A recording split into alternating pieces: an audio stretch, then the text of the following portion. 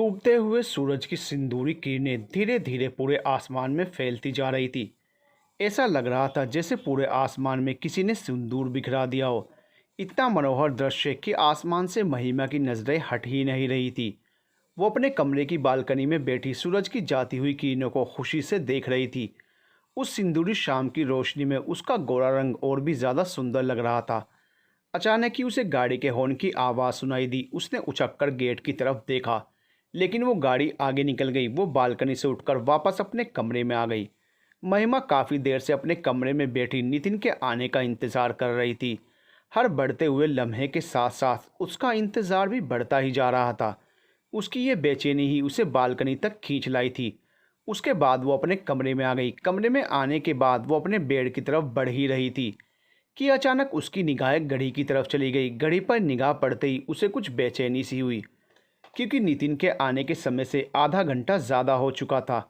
क्या बात है, नितिन अभी तक क्यों नहीं आए? रोज़ तो इस समय तक घर आ जाते हैं, फिर आज क्यों इतनी देर हो रही है? और वह भी आज आज जबकि मेरी शादी की पहली सालगिरह है।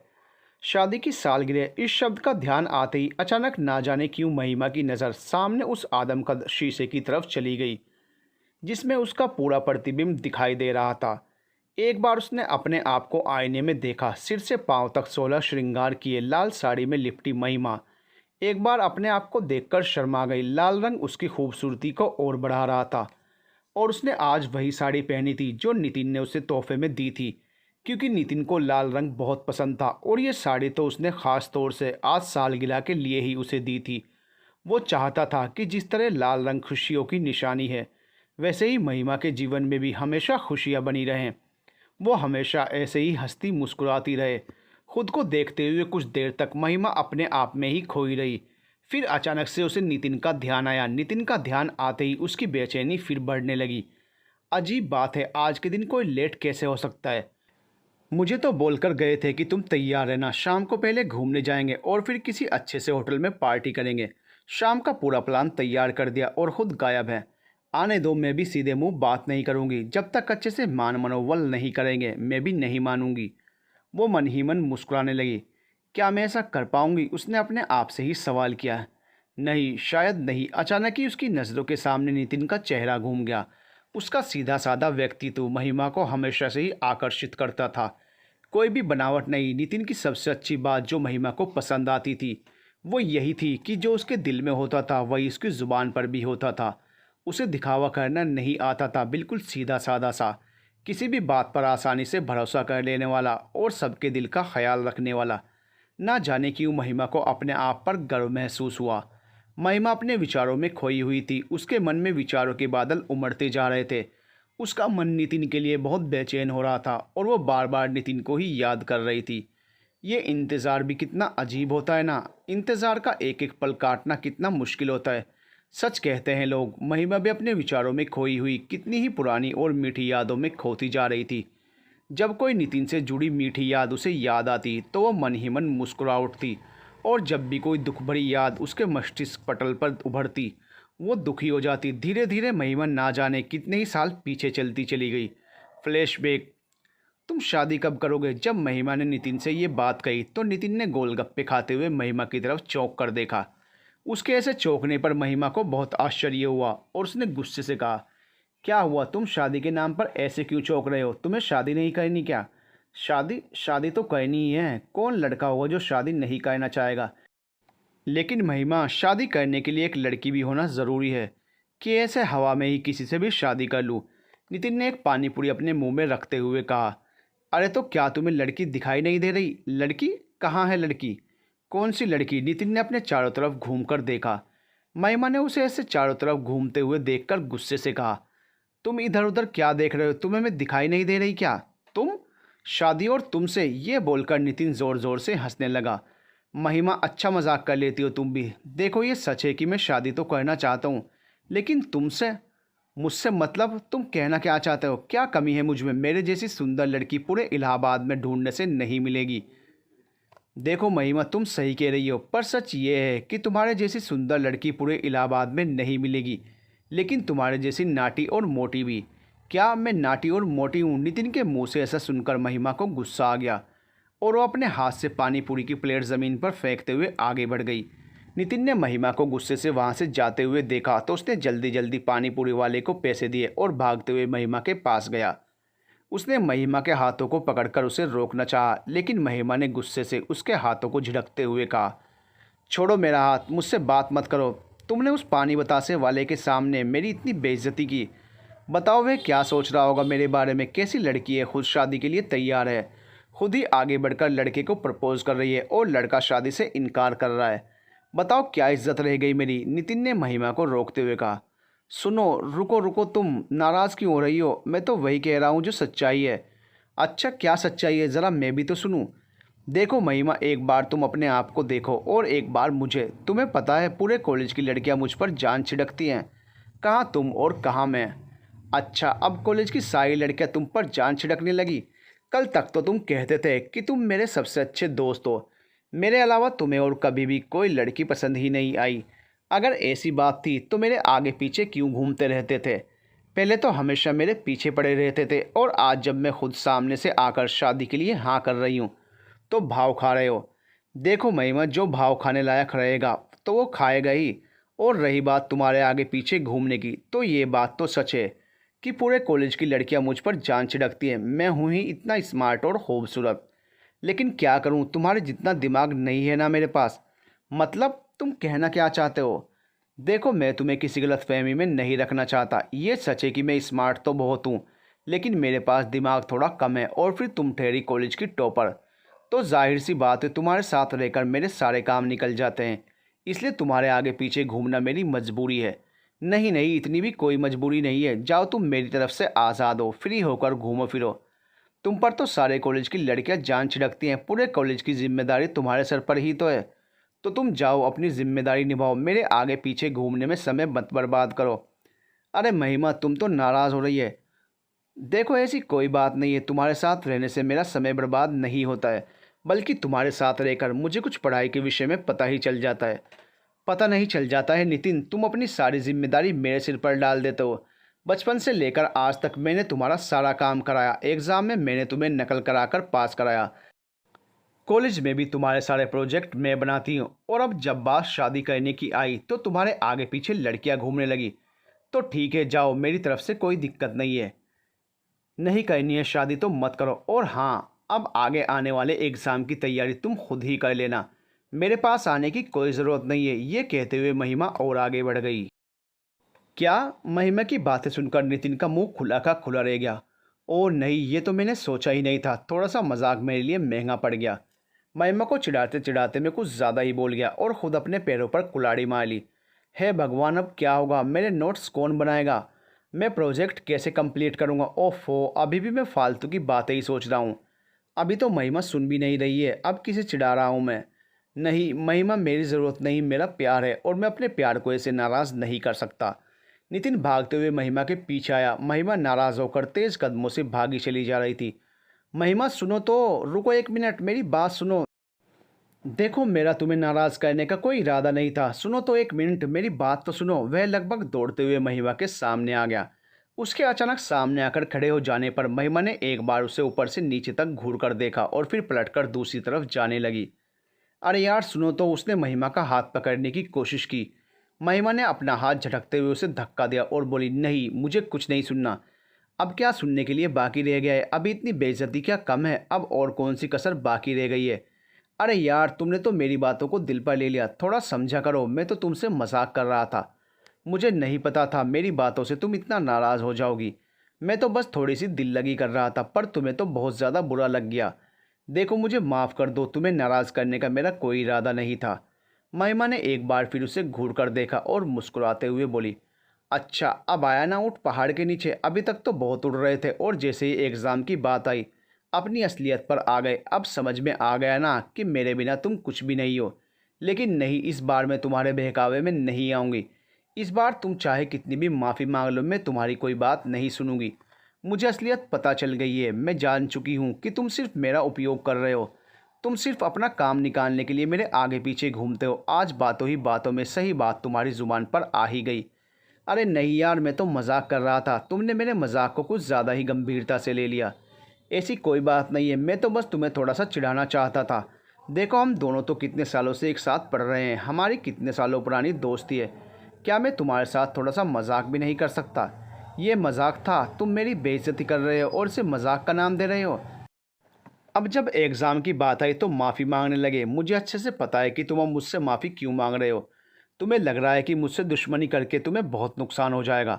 तुम्हारे नोट्स कौन बनाएगा, और अभी तो तुम्हारे प्रैक्टिकल की कॉपी भी मेरे पास ही है। उन्हें कौन कंप्लीट करेगा? लेकिन नहीं, मैं ऐसा क्यों सोच रही हूँ? तुम्हारे तो आगे पीछे लड़कियों की लाइन लगी हुई है, तुम्हें क्या फ़र्क पड़ता है? तुम्हें तो कोई भी लड़की नकल करा के पास करा देगी। तुम्हारी एक आवाज़ पर कितनी ही लड़कियां तुम्हारा प्रोजेक्ट कंप्लीट कर देंगी। अरे नहीं यार, तुमने तो मेरी बात को कुछ ज़्यादा ही सीरियस ले लिया। मैं सच कह रहा हूँ, मैं सिर्फ मजाक कर रहा था। देखो कहाँ मेरे पीछे लड़कियों की लाइन लगी है, और तुम तो मुझे अच्छे से जानती हो, अगर लड़कियों की लाइन लगी भी होती तो मैंने कभी किसी की तरफ नज़र उठाकर नहीं देखा है। तुम्हें अच्छे से पता है महिमा कि मैं सिर्फ और सिर्फ तुमसे ही प्यार करता हूँ, तुम्हें ही पसंद करता हूँ। बोलो, क्या तुम्हें मेरी बातों पर भरोसा नहीं है? देखो मेरी तरफ देख कर कहो कि मेरी बातें झूठ हैं। बोलो ना, चुप क्यों हो? नितिन ने उसके हाथ को पकड़ते हुए कहा। महिमा ने एक बार नज़र उठाकर उसकी तरफ देखा। वो थोड़ा और गुस्सा दिखाना चाहती थी, लेकिन अचानक से उसे ज़ोर से हंसी आ गई और वो खिलखिलाकर हंसने लगी। उसे हंसता हुआ देखकर नितिन को आश्चर्य हुआ और वो गुस्से से उसे देखने लगा। उसे घूरता हुआ देखकर महिमा ने वैसे ही हंसते हुए कहा, क्यों, सिर्फ तुम ही मजाक कर सकते हो, मैं तुम्हारे साथ मजाक नहीं कर सकती? अच्छा तो ये मजाक था, तुम्हें पता है मेरी जान ही निकल गई थी। ओहो क्या बात है, तुम तो ऐसे बोल रहे हो जैसे लगता है तुम्हारी जान बिल्कुल हलक में अटकी हुई है। खुद मजाक करो तो अच्छा, और कोई दूसरा मजाक कर दे तो जान निकलने लग रही है। महिमा और ज़ोर से हंसने लगी। अच्छा ठीक है, अब हम दोनों एक दूसरे का मजाक नहीं उड़ाएंगे, यह शीत युद्ध यहीं ख़त्म करते हैं और इंजॉय करते हैं। चलो बोलो क्या खाओगी? नितिन के ऐसा बोलने पर महिमा कुछ सोचने लगी। नितिन चुपचाप उसकी तरफ देख रहा था, फिर मुस्कुराते हुए बोला, रहने दो, ज़्यादा अपने दिमाग को खर्च मत करो, मुझे पता है कि इस समय तुम्हें क्या खाना है। अच्छा तुम्हें बहुत पता है, तो चलो बताओ क्या खाना चाहती हूँ मैं इस समय। इसका जवाब तो कोई भी दे देगा, जाहिर सी बात है जब इंसान का मूड ख़राब होता है तो कुछ मीठा खाना चाहता है। और तुम्हारा तो ना सिर्फ मूड ख़राब हुआ बल्कि तुम गुस्से में जल भी रही थी। और जाहिर सी बात है जब गुस्से से इंसान जलेगा तो दिमाग को ठंडा करने के लिए आइसक्रीम खानी होगी। नितिन की बातों को सुनकर महिमा मुस्कुरा उठी। यह सच था, इस समय उसका आइसक्रीम खाने का ही मन था। उसने मन ही मन सोचा, ओह ये मुझे कितने अच्छे से समझता है। उसे मुस्कुराते हुए देखकर नितिन को भी बहुत खुशी हुई और फिर वे दोनों सड़क किनारे बने आइसक्रीम पार्लर की तरफ बढ़ चले। अचानक से महिमा ने नितिन का हाथ पकड़कर उसे रोक लिया। नहीं रुको, मुझे वहाँ नहीं जाना है। क्यों, क्या हुआ? उसके ऐसे हाथ पकड़कर रोकने से नितिन हैरान हो गया। नहीं, हम वहाँ नहीं जाएंगे, हम उस आइसक्रीम वाले से आइसक्रीम खाएंगे। महिमा ने उस सड़क किनारे खड़े आइसक्रीम वाले की तरफ इशारा किया। वहाँ से नितिन को कुछ आश्चर्य हुआ, फिर भी महिमा का मन रखने के लिए बोला, ठीक है चलो वहीं चलते हैं। फिर वे दोनों खुश होते हुए उस आइसक्रीम वाले के पास पहुंच गए। नितिन ने वहां पहुंचते ही उसे 2 चॉकलेट आइसक्रीम देने के लिए बोला। अरे तुम्हें कैसे पता कि मेरा चॉकलेट आइसक्रीम खाने का मन हो रहा था? महिमा ने आश्चर्य से कहा। नितिन मुस्कुराता हुआ बोला, इतने सालों से हम साथ हैं, तुम्हारी पसंद नापसंद सब मुझे अच्छे से पता है। अच्छा, महिमा खुश होते हुए आइसक्रीम लेकर खाने लगी। अचानक उसकी नज़र अपनी घड़ी पर गई। अरे इतनी देर हो गई, मुझे तो ध्यान ही नहीं रहा। नितिन चलो जल्दी, हमें देर हो रही है। हाँ हाँ चलो, ये कहते हुए वो उसे लेकर अपनी बाइक के पास आया और ख़ुद बाइक पर बैठते हुए उससे बोला, बैठो महिमा। वो भी मुस्कुराते हुए उसके पीछे बैठ गई। नितिन को महिमा का साथ बहुत पसंद था और जब भी कभी महिमा उसके साथ उसकी बाइक पर होती, उसकी बाइक हवा से बातें करती। लेकिन आज नितिन को घर जाने की कोई जल्दी नहीं थी। वह बहुत ही आराम से बाइक चला रहा था। उसे देखकर ऐसा लग रहा था मानो वो चाहता हो कि इसी बहाने वो और कुछ देर महिमा के साथ बिताए। यही हाल महिमा का भी था। वो भी चाहती थी कि ये सफ़र लंबा और लंबा होता चला जाए। उसे नितिन का साथ बहुत अच्छा लग रहा था और वो अपने ख्यालों की दुनिया में खोई हुई खूबसूरत सपने देखने में मगन थी। नितिन के साथ अपने आने वाले सुनहरे दिन के सपने, जिसका ख्वाब उसने बचपन से ही देखा था और जो अब सच होने वाले थे। अचानक से बाइक के रुकने के झटके से उसका ध्यान भंग हुआ। खुद को एक पार्क के गेट के सामने रुका देखकर महिमा को आश्चर्य हुआ। उसने हैरान होते हुए कहा, अरे नितिन, ये तुम मुझे कहाँ ले आए? आओ पहले अंदर चलो, फिर बताता हूँ। ये कहते हुए नितिन उसका हाथ पकड़कर तेजी से पार्क की तरफ जाने लगा। लेकिन महिमा ने उसे रोकते हुए कहा, लेकिन नितिन, हमारे पास पार्क में बैठने का समय नहीं है, हमें पहले ही देर हो रही है, इस पार्क में बैठेंगे तो और देर हो जाएगी। घर वाले चिंता करेंगे, फिर डांट भी पड़ सकती है, पता है ना। लेकिन थोड़ी देर, सिर्फ थोड़ी देर महिमा, मैं तुमसे एकांत में कुछ बातें करना चाहता हूँ। तुम घबराओ मत, हम सिर्फ 10 मिनट यहाँ रहेंगे और घर वालों की चिंता मत करो, उन्हें पता है कि तुम मेरे साथ हो।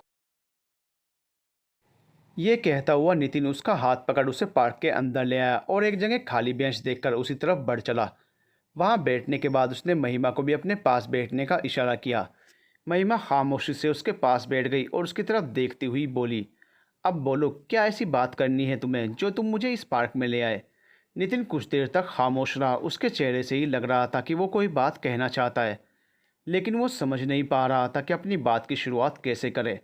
महिमा ने उसकी तरफ देखते हुए कहा, नितिन प्लीज़, तुम्हें जो कहना है जल्दी कहो, हमारे पास समय नहीं है, हमें देर हो रही है। महिमा, अचानक नितिन उसकी तरफ मुड़ते हुए बोला, क्या तुमने जो बात मुझसे कॉलेज में कही थी वो सच है। कौन सी बात। वही हमारी शादी की बात। अच्छा, तो ये बात पूछने के लिए तुम मुझे यहाँ इस एकांत में ले आए हो। प्लीज़ महिमा, सही बोलो ना, क्या जो तुमने कहा था वो सच है। क्या सच में तुम्हारे माता पिता हम दोनों की शादी के लिए तैयार हैं। हाँ, बात तो सच है, वे हमारी शादी को तैयार हैं, लेकिन तुम इतना ज़्यादा एक्साइटेड क्यों हो रहे हो। तुम्हें तो मैं पसंद नहीं हूँ ना। प्लीज़ महिमा, अब तुम मजाक की बातों को भूल जाओ। मैं सीरियसली तुमसे पूछ रहा हूँ, शादी वाली बात सच है। हाँ बाबा, बिल्कुल सच है, मैंने अपने कानों से सुना था। मैं कल रात जब पापा के लिए खाना लेकर जा रही थी तो मैंने सुना था वह दोनों हम दोनों की शादी के लिए बात कर रहे थे।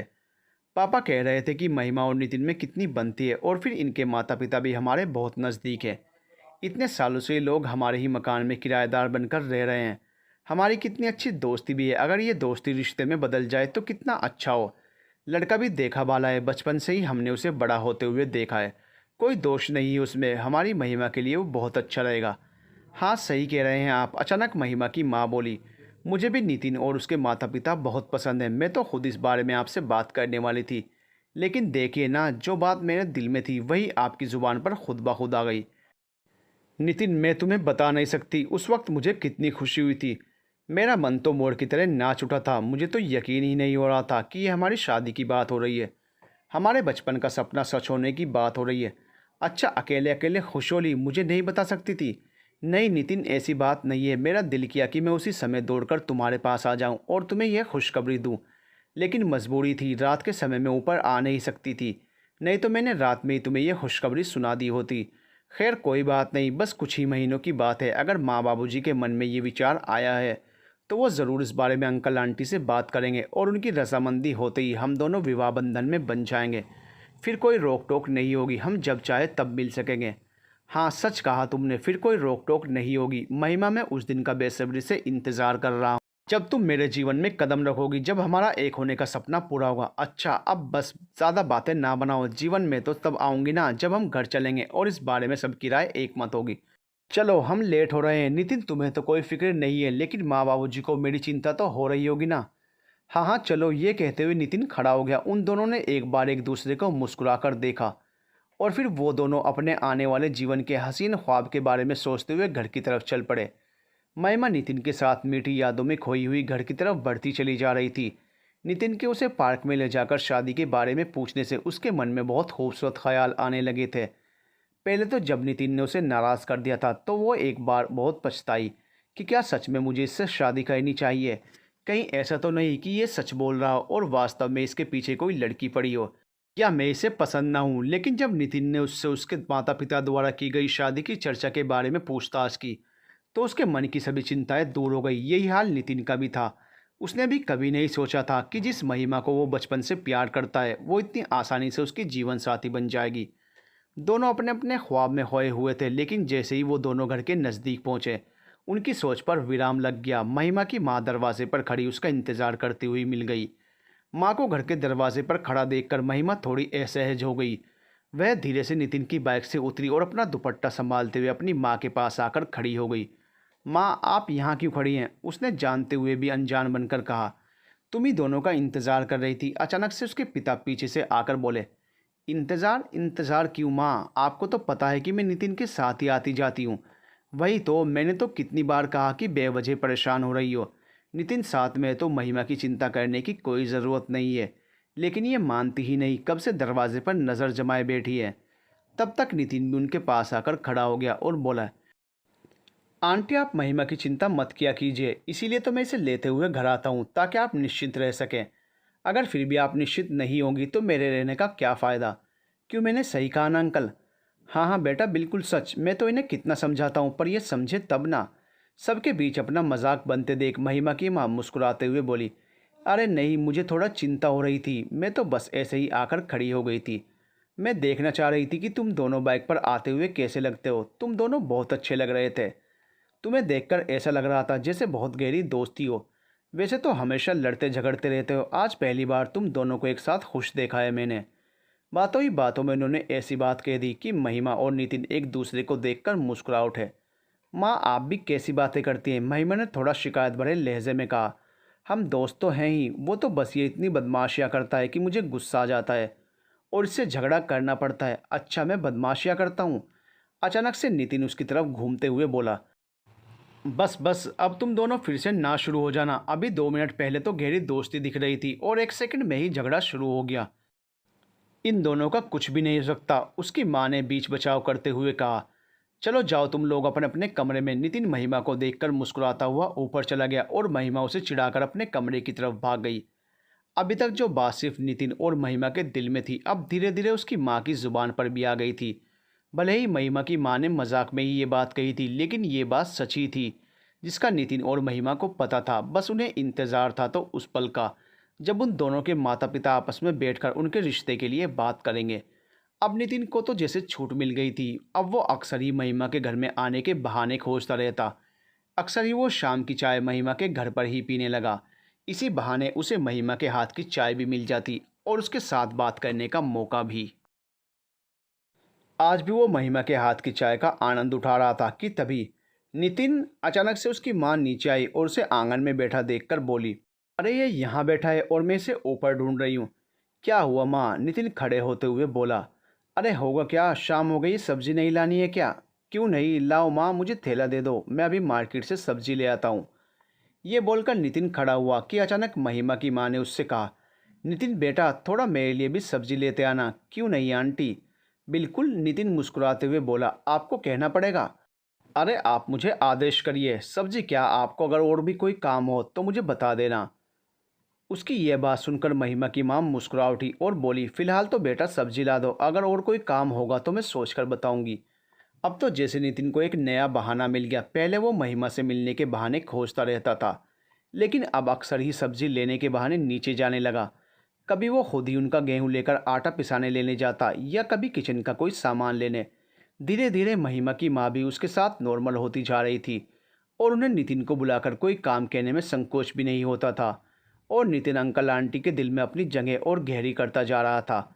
वे लोग भी खुश थे। नितिन के इस रूप को उन्होंने पहली बार देखा था। हालांकि नितिन उनके साथ 10 सालों से रह रहा था, लेकिन उसके शर्मीले स्वभाव की वजह से कभी उसे इतने नज़दीक से जानने का मौका नहीं मिला था। लेकिन अब उन लोगों को नितिन का एक नया रूप देखने को मिल रहा था। वे दोनों अपनी पसंद पर खुश थे और अपने बेटी के भविष्य को लेकर पूरी तरह से निश्चिंत हो चुके थे। उन्हें पता चल गया था कि उन्होंने अपनी बेटी के लिए जो सपना देखा है वो बहुत ही सुखद और बहुत ही विश्वास से भरा है। आज से 10 साल पहले जब नितिन अपने परिवार सहित शेखर बाबू के मकान में किराएदार बनकर रहने के लिए आया था, तब उन्होंने सपने में भी नहीं सोचा था कि कभी उस लड़के में उन्हें अपने दामाद की छवि भी दिखाई देने लगेगी। कभी वे उसे इतना पसंद करने लगेंगे कि वे उनके हाथों में अपनी बेटी का हाथ देकर निश्चित होना चाहेंगे। नितिन स्वभाव से ही बहुत शर्मीला था। लोगों से कम मिलना और कम बातचीत करना ये उसके स्वभाव में शामिल था। उन्हें याद है वो दिन जब उनके दरवाजे पर एक ट्रक आकर खड़ा हुआ और ओम प्रकाश बाबू का उनके घर में आगमन हुआ। हालांकि वो उन्हें जानते तो नहीं थे, लेकिन एक दो बार दुकान पर आने से उनसे मुलाकात हुई और वो उनके व्यक्तित्व से बहुत प्रभावित थे।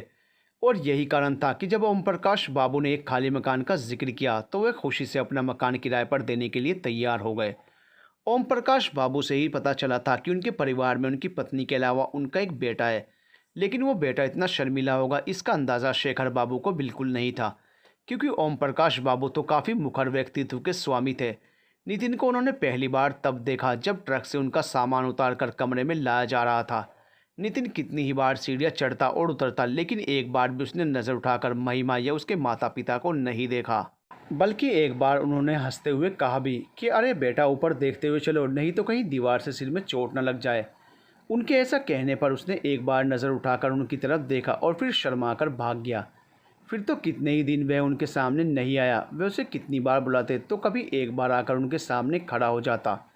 महिमा अपने मकान में अपने हमउम्र इस नए सदस्य को देखकर उससे बात करने के लिए बहुत उत्साहित थी, क्योंकि बचपन से ही अकेले रहते रहते वो बोर हो गई थी। उसकी सहेलियाँ भी उसके घर से काफ़ी दूर रहती थी, जिनसे सिर्फ स्कूल में ही मिलना हो पाता था। बाकी का समय उसे अकेले ही गुजारना पड़ता था। कभी कभी बहुत ज़्यादा बोरियत होने पर वो अपने पिता की दुकान पर बैठ जाती थी, लेकिन उसके पिता को ये पसंद नहीं था, इसलिए वहाँ से भी कुछ मिनटों के बाद ही उसे हटना पड़ता था।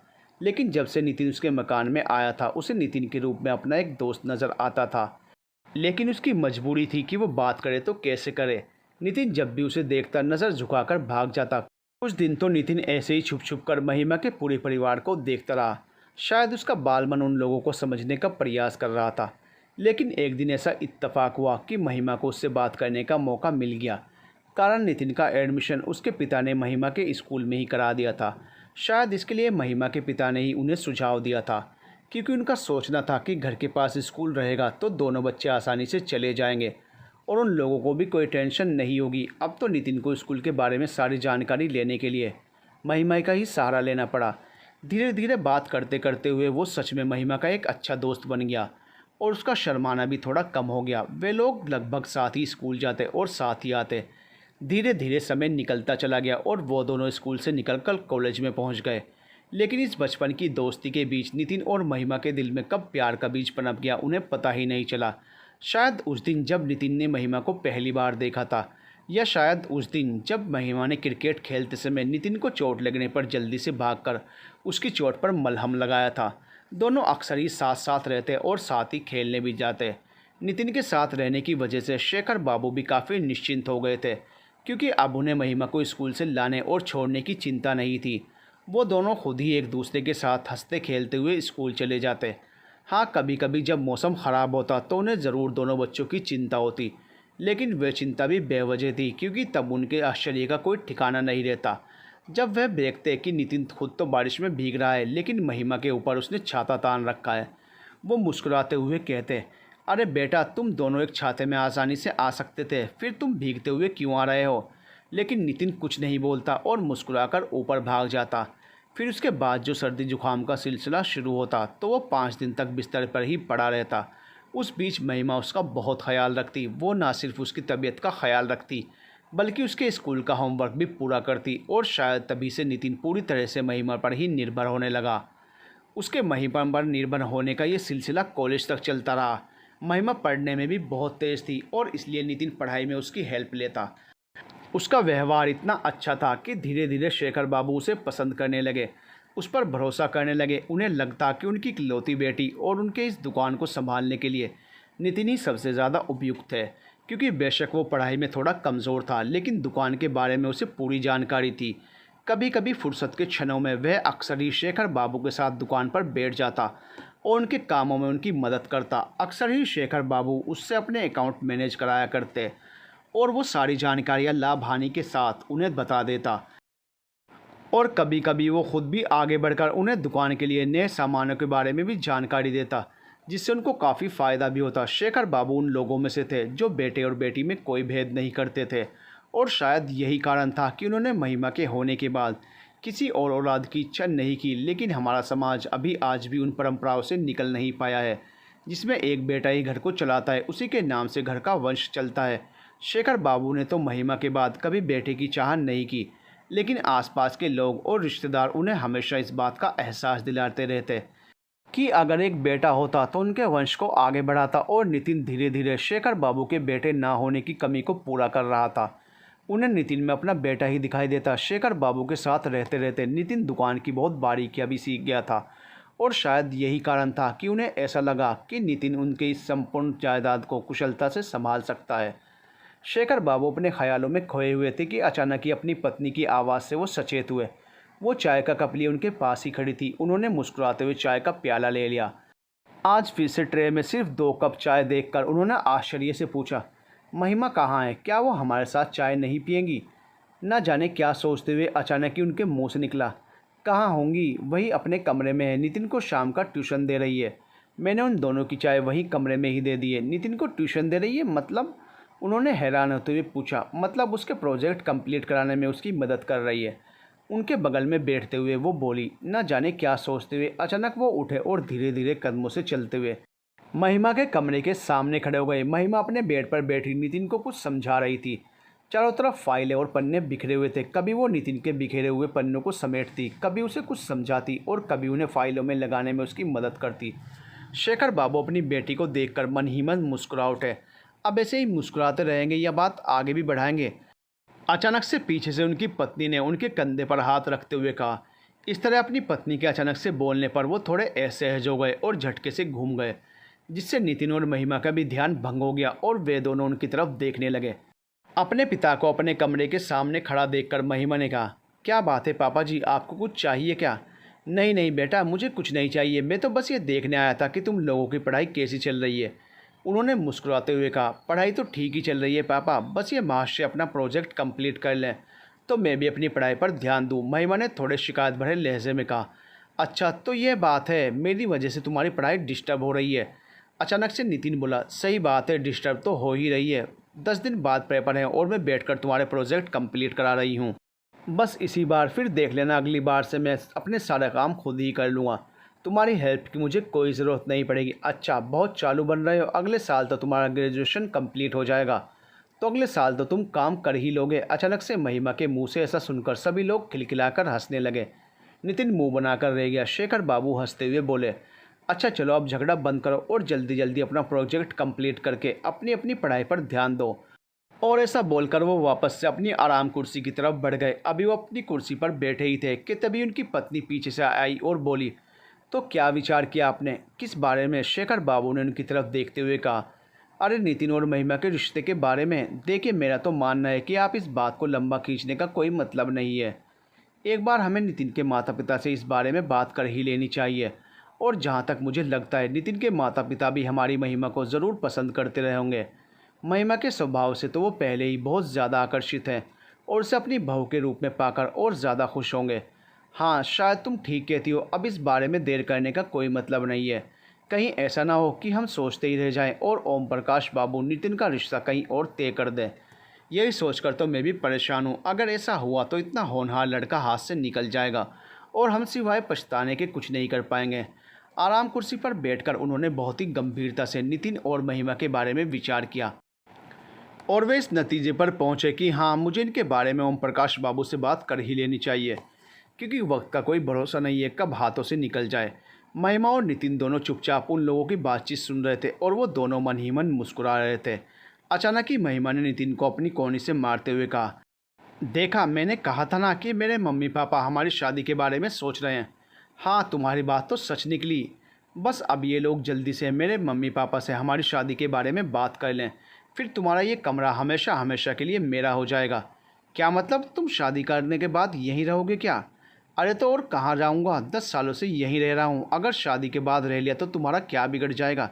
नहीं बिल्कुल नहीं, मुझे घर जमाई लड़के बिल्कुल पसंद नहीं है और हम शादी के बाद तुम्हारे घर जाएंगे। मेरे घर? महिमा मेरा और तुम्हारा घर बटा हुआ है क्या? चाहे हम यहाँ हैं या वहाँ रहें, बात तो एक ही है। एक बात कैसे है, शादी के बाद लड़कियाँ ससुराल जाती हैं और मैं मायके में ही रहूँगी, मुझे कितनी शर्म आएगी।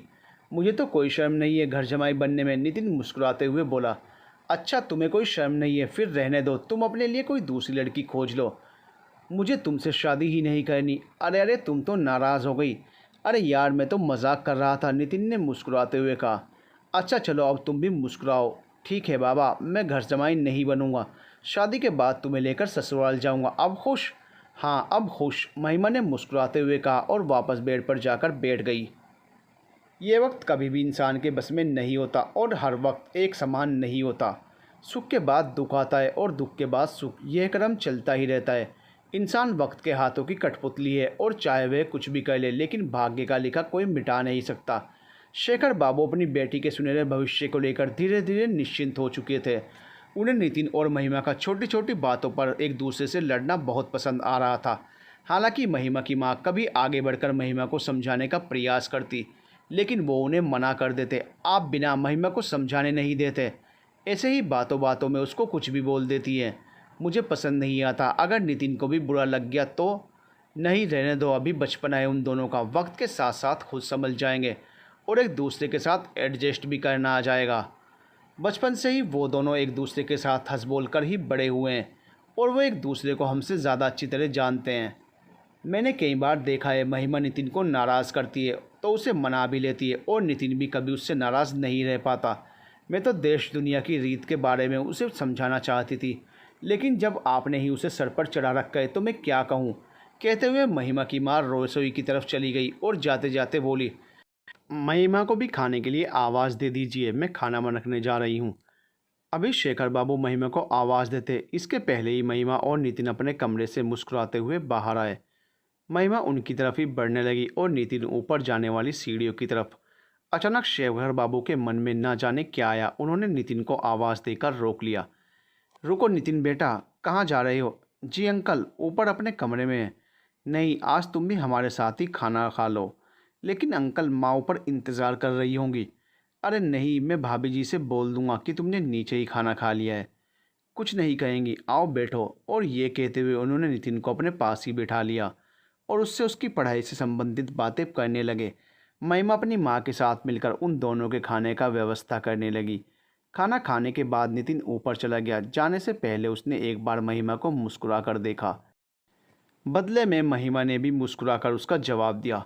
कुछ देर बाद महिमा भी अपनी माँ के साथ खाना खाकर निश्चित होकर सो गई, इस बात से बेखबर कि सुबह उनकी ज़िंदगी में कौन सा तूफान आने वाला है। उस समय करीब सुबह के 9 बजे होंगे जब अचानक से महिमा की माँ के ज़ोर ज़ोर से रोने की आवाज़ आने लगी। उनकी आवाज़ सुनकर नितिन अपने माता पिता के साथ ऊपर से भागता हुआ नीचे आया।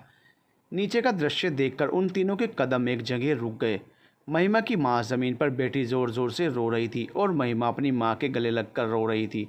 शेखर बाबू उनके बगल में कुर्सी पर बैठे हुए थे और उनके कांपते हुए हाथों में एक तार था। ओम प्रकाश बाबू धीरे धीरे आगे बढ़ते हुए आए और शेखर बाबू के कंधे पर हाथ रखा।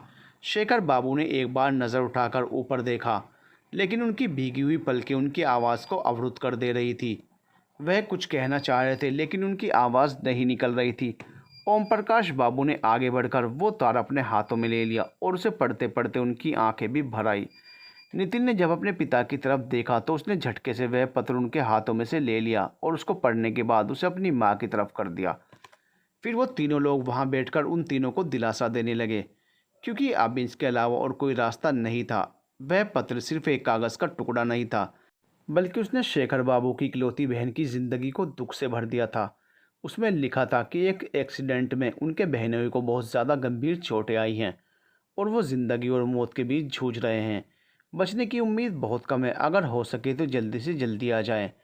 ओम प्रकाश बाबू ने आगे बढ़कर शेखर बाबू को दिलासा देते हुए कहा, भाई साहब, आप घबराइए नहीं, कुछ नहीं होगा, वे पूरी तरह स्वस्थ हो जाएंगे। आप तुरंत जाने की तैयारी कीजिए, अगर संभव हो तो मैं भी आपके साथ चलता हूँ। लेकिन नितिन ने आगे बढ़कर कहा, नहीं पापा, आप यहीं रहिए, घर पर भी किसी का रहना बहुत ज़रूरी है। इस विपत्ति की बेला में महिमा और उनकी माँ को अकेला नहीं छोड़ जा सकता। अंकल के साथ मैं चला जाता हूँ। नितिन की बात सुनकर ओम प्रकाश बाबू को भी लगा कि हाँ, बात तो सही है, एक वरिष्ठ व्यक्ति का घर में रहना भी ज़रूरी है। उन्होंने नितिन की तरफ घूमते हुए कहा, ठीक है बेटा, तुम्हारी बात ही सही है। शेखर बाबू के साथ तुम ही चले जाओ, मैं यहीं रुकता हूँ। जी पापा जी, ये बोलकर नितिन ऊपर अपने कमरे में सामान पैक करने चला गया। ओम प्रकाश बाबू ने महिमा की तरफ मुड़ते हुए कहा, बेटा तुम भी अपने पिता का 2-4 ज़रूरी सामान एक बैग में पैक कर दो। जी अंकल, बोलते हुए महिमा अंदर कमरे की तरफ चली गई। कुछ ही देर में उन दोनों लोगों का बैग पैक हो गया। जाने से पहले जब महिमा की माँ ज़ोर ज़ोर से रोने लगी तो पूरे घर का वातावरण गमगीन हो गया। शेखर बाबू ने उन्हें दिलासा देते हुए कहा, घबराओ मत, कुछ नहीं होगा, सब सही हो जाएगा, मैं जल्दी पहुंचकर तुम लोगों के पास तार भेजता हूं। जब वो दोनों निकलकर जाने लगे उससे पहले ओम प्रकाश बाबू शेखर बाबू के पास आए और उनके बैग में एक कागज़ का लिफाफा रखते हुए कहा, इसमें कुछ पैसे हैं, ज़रूरत के वक्त काम आएंगे। शेखर बाबू ने कहा, नहीं भाई साहब, इसकी आवश्यकता नहीं है, मेरे पास पैसे हैं, मैं ले जा रहा हूँ। मैं जानता हूँ आपके पास पैसों की कमी नहीं है, आप इसे मेरी अमानत समझकर रख लीजिए, इतने सालों से आपके साथ रह रहा हूँ, मुसीबत के वक्त में मैं नहीं आपके साथ रहूँगा तो कौन रहेगा। शेखर बाबू ना नहीं कर सके। तब तक नितिन ऑटो रिक्शा लेकर आ गया। वे दोनों नम आंखों से ऑटो रिक्शा में बैठ गए। जाने से पहले नितिन ने एक बार नज़र उठाकर महिमा की तरफ देखा। कल तक जो आंखें खुशियों से चमकती थी, आज उसमें गम के बादल नजर आए। नितिन का मन एक अजीब से डर से भर गया और उसने तुरंत नज़र घुमा ली। महिमा दूर तक नितिन को जाते हुए देखती रही, जब तक कि उसका ऑटो नज़रों से ओझल नहीं हो गया। आज ना जाने क्यों बार बार उसे ऐसा महसूस हो रहा था कि नितिन उससे बहुत दूर जा रहा है। एक अजीब सी आशंका से उसका मन भर उठा। जैसे जैसे वो उसकी नज़रों से ओझल हो रहा था, वैसे वैसे उसे ऐसा महसूस हो रहा था जैसे उनके बीच की दूरियां बढ़ती जा रही हैं। जब नितिन का ऑटो गली के कोने तक पहुंचा तो उसने एक बार से निकालकर पीछे की तरफ देखा और अपना हाथ हिलाया। बदले में महिमा भी अपना हाथ हिलाना चाहती थी, लेकिन अपनी माँ और आंटी की वजह से उसका हाथ नहीं उठ सका। नितिन आगे बढ़ गया। फिर तो 2-3 दिन तो शंका और आशंका में ही चला गया। तीसरे दिन शेखर बाबू ने किसी तरह अपने एक दूर के परिचित के पास ये सूचना दी कि उनके बहनोई नहीं रहे और ये समाचार वो उनके घर बता दे। जब उस व्यक्ति के द्वारा उन्हें यह सूचना मिली कि उनके फूफा जी नहीं रहे तो महिमा और उसकी माँ का रो रो कर बुरा हाल हो गया। ओम प्रकाश बाबू और उनकी पत्नी ने कैसे तैसे उन दोनों को सहारा दिया और उन्हें संभाला। उसी व्यक्ति से यह पता चला कि अब शेखर बाबू उनकी 13वीं के बाद ही आएंगे। ये 15 दिन कैसे बीते ये सिर्फ महिमा का दिल ही जानता था। कभी वो खुद को संभालती और कभी अपनी माँ को। दिन तो आस पड़ोस और मोहल्ले वाले लोगों के आने जाने से गुजर जाता था, पता नहीं चलता। लेकिन रात के अकेले में दोनों माँ बेटी खुद को बहुत ही दुखी महसूस करती। महिमा खुद भी रात दिन नितिन का इंतज़ार करती रहती। इस दुख की घड़ी में उनके पास ना होने के दुख से उसका मन बैठ जाता। ना उसका पढ़ाई में मन लगता और ना ही खाने पीने में। उसकी माँ को भी जैसे होश ही नहीं था। लेकिन ओम प्रकाश बाबू और उनकी पत्नी उन दोनों को एक मिनट के लिए भी अकेला नहीं छोड़ते। उनके खाने पीने से लेकर और भी दूसरे काम से वह हमेशा उन लोगों की मदद करते रहते।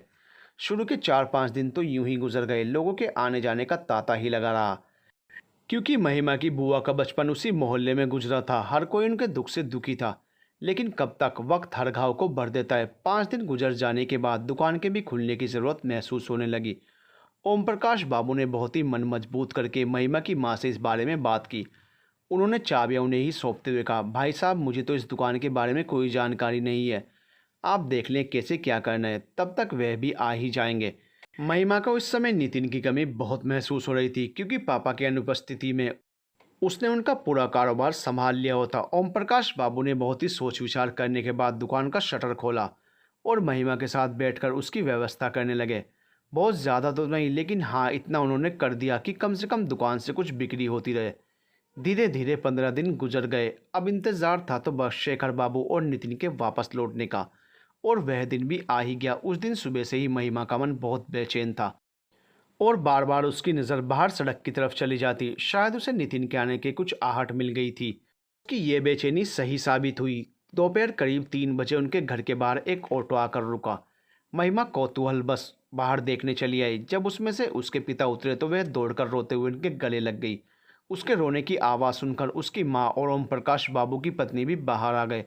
शेखर बाबू भीगी हुई नज़रों से अपनी पत्नी को ऑटो की तरफ कुछ इशारा किया और उनके इशारे को समझ वह दौड़ते हुए ऑटो के पास आई। लेकिन वहां पहुंचते ही वह बिल्कुल पत्थर की तरह जड़ हो गई। ऑटो में बैठी उनकी नंद का स्याह चेहरा उनके हृदय को बेधता चला गया। वह दहाड़ मारकर रो पड़ी और उन दोनों नंद भाभी के रुदन से एक बार फिर पूरा मोहल्ला गमगीन हो गया। शेखर बाबू ने आगे बढ़कर उन दोनों को संभाला। तब तक नितिन भी ऑटो से बाहर उतर आया और उन दोनों को संभालने लगा। महिमा जो अभी तक अपने पिता के सीने से लगी हुई थी, अचानक से नितिन को देखकर उसका दिल जोरों से रो उठा। नितिन ने बिना उसकी तरफ देखे पहले महिमा की माँ और उसकी बुआ को संभालते हुए अंदर ले आया और फिर वापस आकर के उन लोगों का सामान उतारने लगा। तभी महिमा की फुफेरी बहन अनु, जो अभी तक उस ऑटो में ही बैठी थी, धीरे से उतरकर बाहर आई। महिमा उसे देखते ही उसके गले लगकर जोर जोर से रोने लगी। शेखर बाबू ने आगे बढ़कर दोनों बच्चों को संभाला और उन्हें अंदर चलने का इशारा किया। महिमा जैसे कैसे अपने आप को संभालती आगे बढ़ी। अनु भी उसके साथ ही चल रही थी। अचानक अनु का पैर डगमगा गया, लेकिन इससे पहले कि वह लड़खड़ाकर जमीन पर गिरती, नितिन ने उसे संभाल लिया। उसी समय महिमा ने नजर उठाकर नितिन की तरफ देखा। उसके हाथ में बैग था और दूसरे हाथ से उसने अनु को पकड़ रखा था। अचानक ही महिमा ने अनु का हाथ छोड़ दिया और नितिन से बोली, नितिन लाओ ये बैग मुझे दे दो और तुम इसे संभालते हुए घर में ले आओ। ठीक है, कहते हुए नितिन ने वो बैग महिमा की तरफ बढ़ा दिया। अनु अपने आप को संभालते हुए आगे बढ़ने लगी। महिमा भीगी हुई पलकों से घर में प्रवेश कर रही थी। एक बार उसने पलटकर पीछे अनु और नितिन की तरफ देखा वे दोनों एक दूसरे का सहारा बनकर अंदर की तरफ आ रहे थे। ना जाने क्यों और क्या सोचकर महिमा के दिल में एक हुक सी उठी और फिर वो एक गहरी सांस छोड़ते हुए अंदर चली गई। To be continued.